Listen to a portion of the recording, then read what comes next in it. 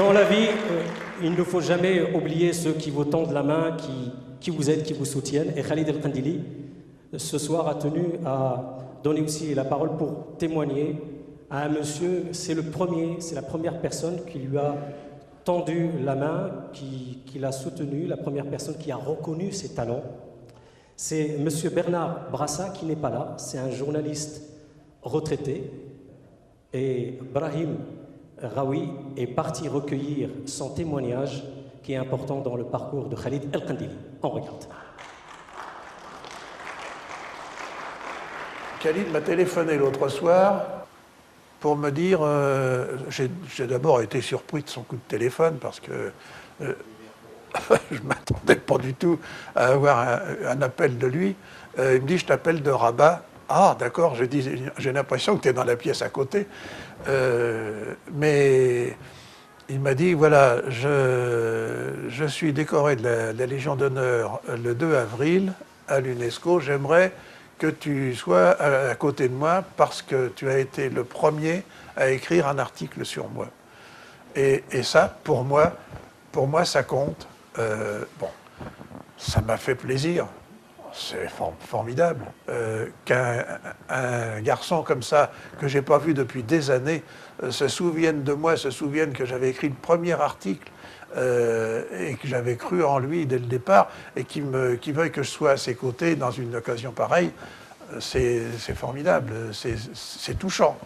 Je lui ai dit, malheureusement, je ne pourrais pas y être, mais il m'a dit, bien écoute, puisque c'est comme ça, je vais t'envoyer des amis qui vont descendre pour t'interviewer, pour que tu sois en image avec moi au moment de la cérémonie. J'ai dit volontiers, ça sera en image, mais ça sera aussi avec le cœur. Il a le contact très facile. Très facile. Et oui, c'est ça. Mais c'est ça, ce que je dis, il est bien dans sa tête, il est solide. Il est solide. Et puis c'est un garçon qui est droit. Et ça, c'est pas toujours.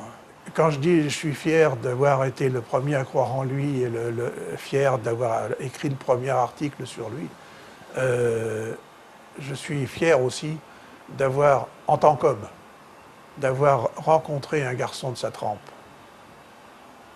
Parce que ça enrichit une vie d'homme, de rencontrer des garçons comme lui. Pour ça, c'est formidable. Merci Khalid pour tout. Il est solide physiquement, mais il est solide mentalement. Et on le sent dès le premier abord. On sent que c'est un garçon qui croit en ce qu'il fait, mais qui ne rêve pas. Il avait son but, c'était pas un rêve, c'était l'envie de réussir quelque chose, de devenir quelqu'un, de faire quelque chose de bien. Il y a des années que je n'avais pas eu de ses nouvelles. Il m'a téléphoné l'autre soir, c'était comme si on s'était vu la veille. Khalid, c'est ça, c'est la fidélité, c'est ça qui compte pour moi. Un mot qui symbolise Khalid El-Kandili, ça pourrait être la solidité. Solidité en tout. Solidité sur le ring, solidité dans sa tête, solidité dans sa vie, solidité partout.